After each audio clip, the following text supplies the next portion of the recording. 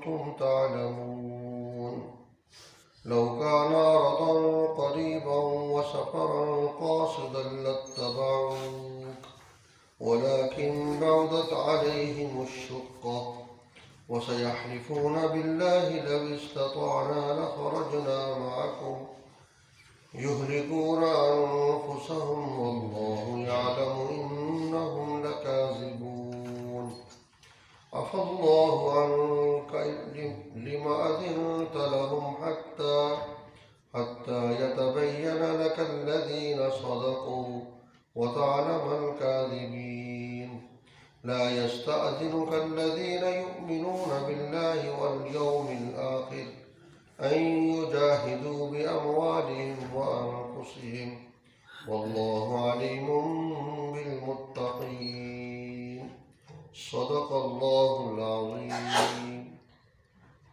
درود پاک اللهم صل على محمد وعلى آل محمد كما صليت على إبراهيم وعلى آل إبراهيم إنك حميد مجيد. اللهم بارك على محمد وعلى آل محمد كما باركت على إبراهيم وعلى آل إبراهيم إنك حميد مجيد. پچھلی آیات مبارکہ میں آپ حضرات نے سنا اللہ پاک نے غزوہ تبوک کے حالات کچھ بیان فرمائے، اور یہ جو آیات ہیں سورہ توبہ کی آیت نمبر 41، 42، 43 اور 44، اس میں بھی غزوہ تبوک کے حالات اللہ پاک ذکر فرما رہے ہیں۔ حضور اکرم صلی اللہ علیہ وسلم کو جب خبر ملی روم کا بادشاہ ہرقل لاکھوں کی تعداد میں فوج لے کر تبوک مقام پر مسلمانوں کو علیاذ باللہ معاذ اللہ ختم کرنے کے لیے آیا ہوا ہے، تو مسلمانوں سے نبی پاک صلی اللہ علیہ وسلم نے ارشاد فرمایا بھی تیاری کرو، تحقیق کرائی کہ واقعی وہ کافر پہنچے ہوئے ہیں۔ پھر آپ نے حکم ارشاد فرمایا ایسے مواقع پر جو منافقین ہوتے ہیں جن کے دلوں میں اسلام کی اہمیت نہیں ہوتی، وہ پھر حیلے بہانے کرتے ہیں، تو نبی پاک صلی اللہ علیہ وسلم نے ارشاد فرمایا انفروا خفافا وثقالا، نکلو خفاف ہلکے، ثقالا بوجھل۔ کیا مطلب؟ دو تفسیریں اس کی علماء نے کی ہیں۔ نمبر 1، نکلو خواہ تم امیر ہو خواہ تم غریب ہو۔ غریب آدمی آج بھی آپ دیکھ لیں، سفر کرنا ہو آرام سے ایک سوٹ پکڑے گا، چادر پکڑے گا، چلو یہاں چلیے، وہی سفر ہے۔ اور امیر آدمی ہے، گاڑی تیار کرو جی، 4-5 بریف کیس تیار ہوں گے جی، ساتھ روٹ ہوگا جی، پھل ہوگا، فلاں پتہ نہیں کیا کرو۔ غریب آدمی ہلکا سا چل پڑتا ہے، اور امیر آدمی اسی سفر میں نکلتا ہے بوجھل ہو کر، اپنا پورا ساز و سامان جمع کر۔ ایک تو معنی یہ کیا ہے کہ خواہ تم امیر ہو خواہ غریب ہو، ہلکے یا بوجھل، اللہ کے راستے میں نکلو، جہاد کے راستے میں نکلو۔ ایک اس کا معنی کیا ہے تندرستی اور بیماری۔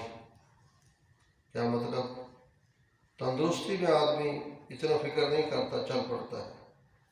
بیمار آدمی ہو، آپ سب جانتے ہیں، اس کے لیے پھر دوائی اور سارا احتیاطی تدابیر، سارا نظام ہوتا ہے۔ تو یہ فرمایا کہ نکلو اللہ کے راستے میں، جہاد کے راستے میں، خواہ تم تندرست ہو اور خواہ تم بیمار ہو، خواہ تم امیر ہو خواہ تم غریب ہو۔ وَجَاهِدُوا بِأَمْوَالِكُمْ وَأَنفُسِكُمْ فِي سَبِيلِ اللَّهِ، جہاد کرو اپنے مالوں کے ساتھ، اپنی جانوں کے ساتھ اللہ کے راستے میں۔ ذَلِكُمْ خَيْرٌ لَكُمْ إِن كُنتُمْ تَعْلَمُونَ، یہ تمہارے لیے بہتر ہے اگر تم جانتے ہو۔ یہ سورہ توبہ ہے، اس سے پیچھے سورہ انفال ہے۔ دونوں صورتوں میں اللہ پاک نے جہاد کے احکامات دیے ہیں، اور ہماری نامی 10ویں کی کلاسوں میں یہ دونوں صورتیں نصاب میں شامل تھیں، ہے نہیں؟ نصاب میں شامل تھیں تاکہ نوجوان بچے پڑھیں، ان کے اندر جذبہ پیدا ہو، ہمیں قرآن کیا کہتا ہے، اللہ تعالیٰ کیا کہتے ہیں۔ اب تو تبدیلی آئی ہوئی ہے نا، آگے کہاں تک تبدیلی لے کے جاتی ہے وہ اللہ جانتا ہے۔ انہوں نے یہ صورتیں نصاب سے نکال دی کہ نوجوان نسل ان چیزوں کو پڑھے ہی نہ ان کو پتہ چلے اسلام کیا کہتا ہے، اسلام کا کیا حکم ہے، اللہ کا کیا حکم ہے۔ آپ کسی بچے کو حکم بتائیں گے تو اس کو پتہ چلے گا کہ اللہ تعالیٰ یہ کہتے ہیں، اللہ کے نبی یہ کہتے ہیں۔ جب اس کے کان میں بات پڑھنی نہیں ہے اس کو کیا پتہ چلے گا۔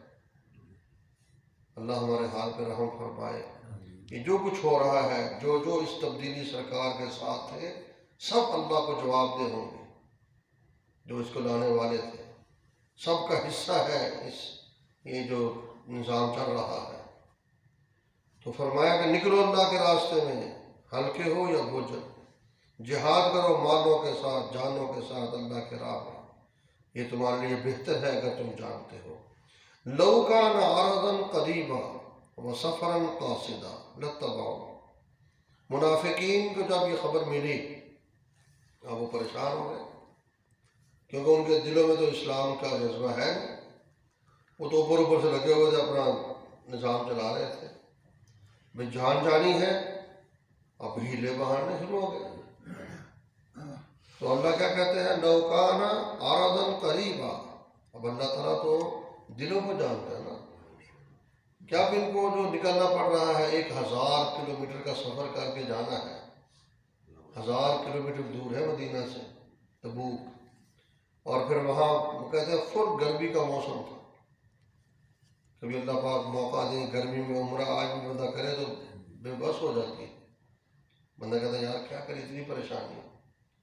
تو اس وقت پھر کیا حالت ہو، اب تو وہاں AC لگے ہوئے ہیں، ہر نظام ہے، تو گرمی ہے، اور پھل ان کے پکے ہوئے تھے، جو کھجوریں تھیں، جو ان کا کاشتکاری وغیرہ تھی۔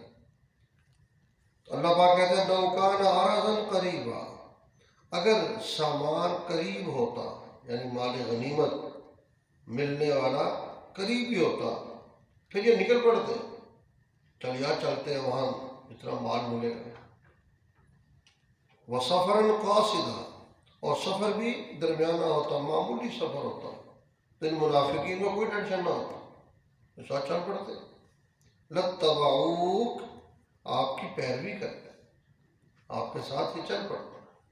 ولیکن بعدت علیہم الشقہ، اور لیکن دور ہو گئی، بعید ہو گئی ان پر مسافت، اتنا لمبا سفر کر کے جائیں گے یہ تو بڑا مشکل ہے، پیچھے سفر، فصل خراب ہو جائے گی، فلاں ہو جائے گا، فلاں ہو جائے گا، وہ 100 ہیلے بہانے۔ وَسَيَحْلِفُونَ بِاللَّهِ، اللہ پاک دلوں کو جانتے ہیں، فرما اب یہ جان چھڑا رہے ہیں، جب اللہ آپ کو کامیابی دیں گے اور آپ واپس آئیں گے پھر یہ کیا کہیں گے، وَسَيَحْلِفُونَ بِاللَّهِ، اور یہ لوگ اللہ کی قسمیں اٹھائیں گے، لَوِ اسْتَطَعْنَا لَخَرَجْنَا مَعَكُمْ، اگر ہم طاقتور ہوتے ہم ضرور تمہارے ساتھ نکلتے، لیکن ہمارے اندر ہمت نہیں تھی، ہم کمزور تھے۔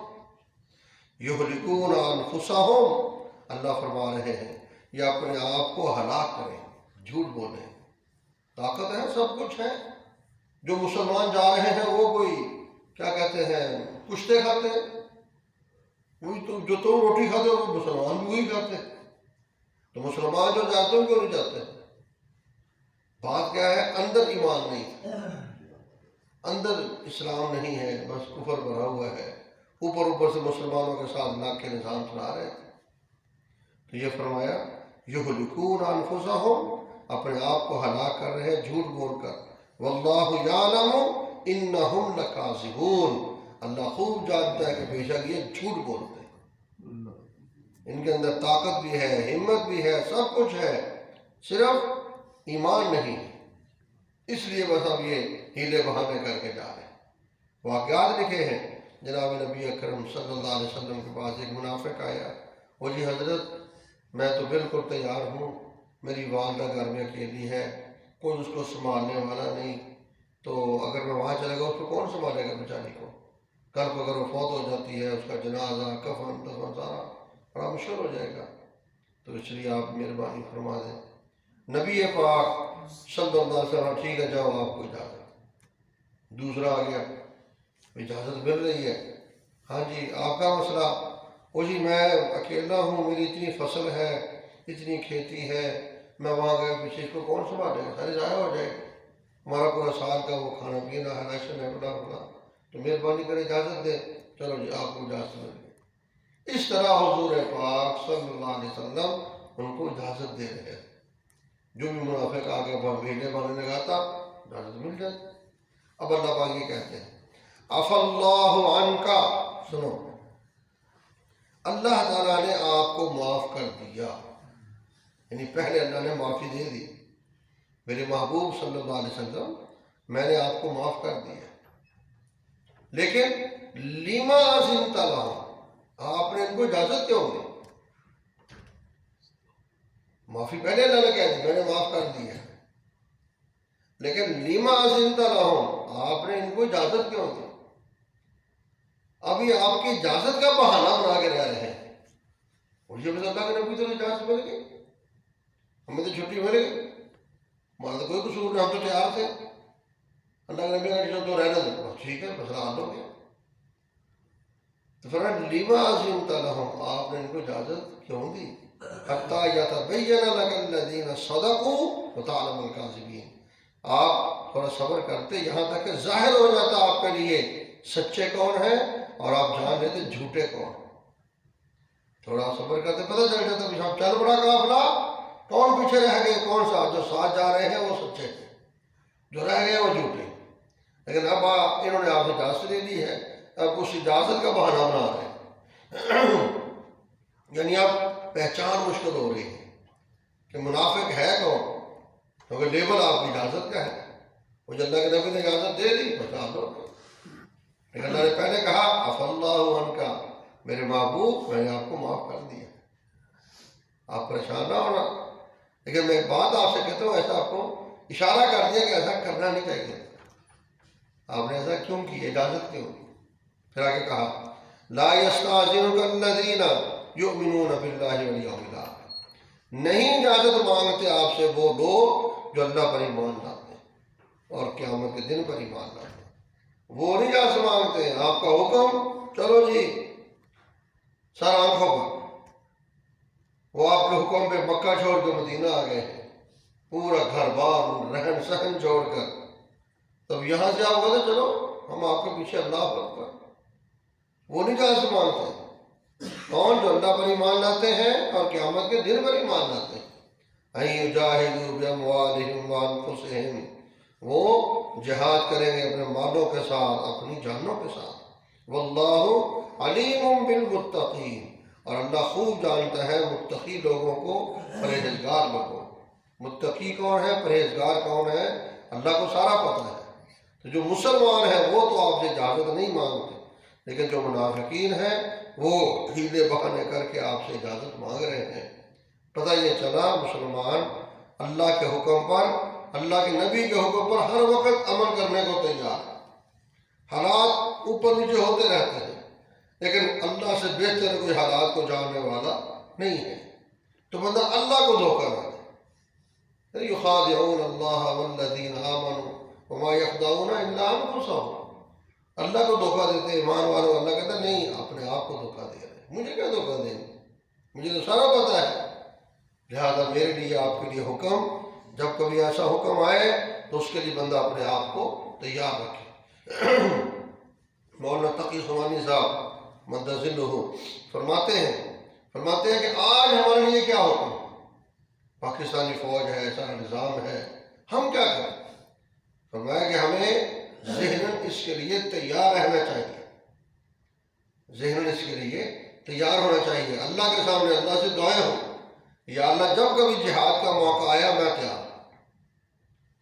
اللہ کے سامنے بندہ اپنے آپ کو پیش کرے، اور یہ حدیث پاک ہے، جس آدمی کو موت آ گئی اور اس کے دل میں جہاد کا شوق بھی نہیں آیا، اللہ کے نبی کہتے ہیں یہ منافق ہو کے مرے.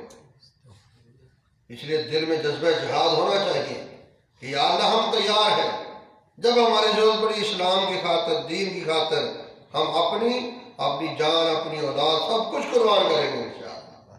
یعنی جذبہ انسان کا اللہ کے سامنے ہونا چاہیے. کب آئے گا وقت اللہ جانتا ہے، لیکن بندہ اپنے آپ کو تیار تو رکھے نا کام کر. اگر یہ بھی نہ ہو تو مسئلے خراب ہو گئے. اس لیے کہتے ہیں شہادت کی دعائیں کیا کرو. جب شہادت کی دعا کریں گے، اگر شہادت نہیں ملے گی، گھر فوت ہوں گے، دعا کی برکت سے اللہ شہیدوں والا ثواب عطا کر دیں گے انشاءاللہ. اللہ مجھے آپ کو قرآن پاک کی سمجھ اور عمل نصیب فرمائے. الحمدللہ رب العالمین والصلاة والسلام علی سید المرسلین.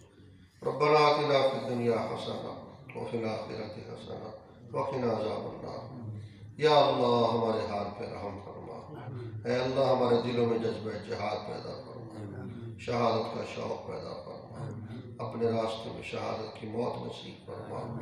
صحابہ والا ایمان ہمیں نصیب فرما. حضور اکرم صلی اللہ علیہ وسلم کے عقائد و نظریات پر ہم سب کو ثابت قدمی عطا فرما.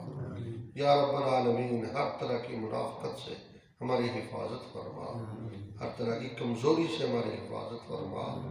جو تیرے ہاں مخلص اور موحد اور مقبول مومن بندے ہیں ان میں ہمیں شامل فرما. یا رب العالمین اپنے محبوب بندوں میں شامل فرما. اے اللہ پاک ہم سب کو قیامت تک آنے والی ہماری نسلوں کو دین کی دعوت، خدمت، محنت کے لیے اخلاص کے ساتھ قبول و منظور فرما. یا اللہ ہم سب کا خاتمہ ایمان پر فرما، قبر اور جہنم کے عذاب سے محفوظ فرما. آخری وقت کلمہ طیبہ نصیب فرما، کلمہ شہادت نصیب فرما. موت کی سختی سے ہم سب کی حفاظت فرما. قبر کے سوال و جواب آسان فرما.